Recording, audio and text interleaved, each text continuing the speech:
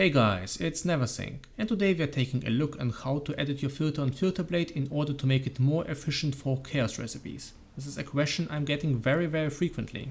If you don't know FilterBlade, if you've never used it, I recommend you to check out my video for FilterBlade, a small video tutorial.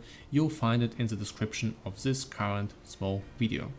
Right, so before we jump into how to edit your filter for chaos recipes, let's actually execute one small chaos recipe in game. Now, when it comes to chaos recipes, it's more efficient to pick up small items. So if you can pick up 2-3 slot weapons, it's the most efficient and the most space-saving way to make a chaos recipe. So let's just demonstrate it. God bless you, Exile.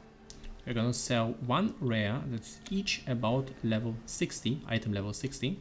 We're gonna sell one rare of each slot. So one gloves, one boots, one helmet, one body armor, and so forth.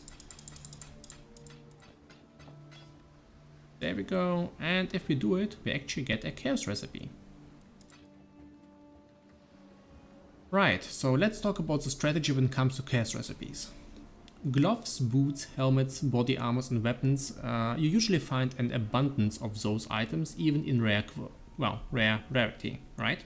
So basically you're bottlenecked by amulets, rings, and bells, usually amulets.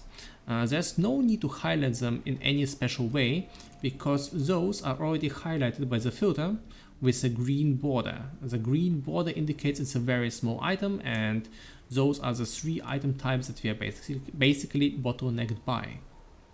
Right, so we're gonna jump to customize now and see how we can improve the filter so that we can highlight the other item types. So once we need them, we can pick them up very efficiently without actually overriding any good drops. So we start off by going to Endgame rare items, level 65 plus. Now for chaos recipes, we actually only care about level 60 plus. In fact, 75 plus will give us regal orbs, and we don't always want regal orbs. So first of all, we only want to override tier 3 and tier 4 rares. So the ones with a black background and the ones with a transparent background. When it comes to the green background rares, those are usually too good to use for chaos recipes, so we don't want to touch them. Alright, so let's start off. First of all, we're gonna go to add custom show height rules in endgame rare items. Now we want to add 5 show height rules for the highlight rares by item slot. So we already have 1, 2, 3, 4, and 5, right? Now we want to set them each to the right item class. So helmets, gloves, boots, body armors. Now when it comes to the last rule, we only want to mark weapons that can be 3 slots small. So we are super efficient when it comes to our chaos recipes. So let's mark wands, daggers, I think there's a small scepter, I'm not sure, swords, axes, and maces, right? Now we're gonna set the item level to 60. So any item level above level 60 is eligible for our chaos recipes. There we go. Right, nice. Next step for the weapons, so the very last rule, we're gonna set the height to 3 and width to exactly 1. Now we only mark the very small weapons. Finally, we want to set each strictness of the rules to only affect tier 3 and lower items. We don't want to affect any of the better items. So we're only going to use the fairly poor rares for our chaos recipes. Obviously, this doesn't affect our jewelry picks. Jewelry is always at least tier 2. So we'll have to decide with how we handle the jewelry later. But for now, all other items, we only want to pick the trash and use it for the chaos recipes, right? Right, so our current step is actually pretty fun. We get to pick an appearance for those items. Now, we don't want to make the items too big, like size 32. And we also want to make the appearance pretty distinct. So something like this green grayish border, or maybe something like this. This is pretty fine. So it's gray, but it's a different type of gray, kind of gray black. And we want to give it a very specific text color so that we can't confuse it with any other item. For instance, make it like yellow greenish, not something I'm using for text color in the whole filter.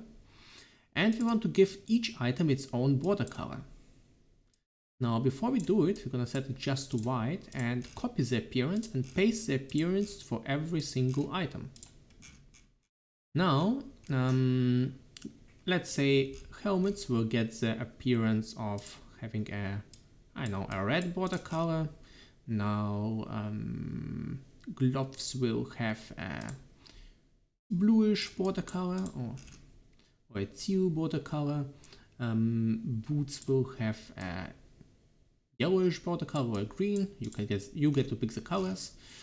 And finally, body armors will be white, and weapons will be, I know, let's make them, oh, oops. And weapons will be, let's say, pink or something.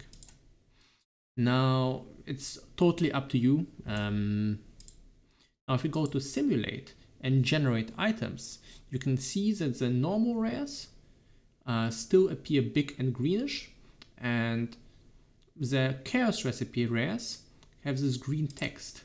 Now maybe you dislike the text, you can change it to something else. I'm gonna keep it at that right now. So the idea is that you now pick up the normal rares and identify them.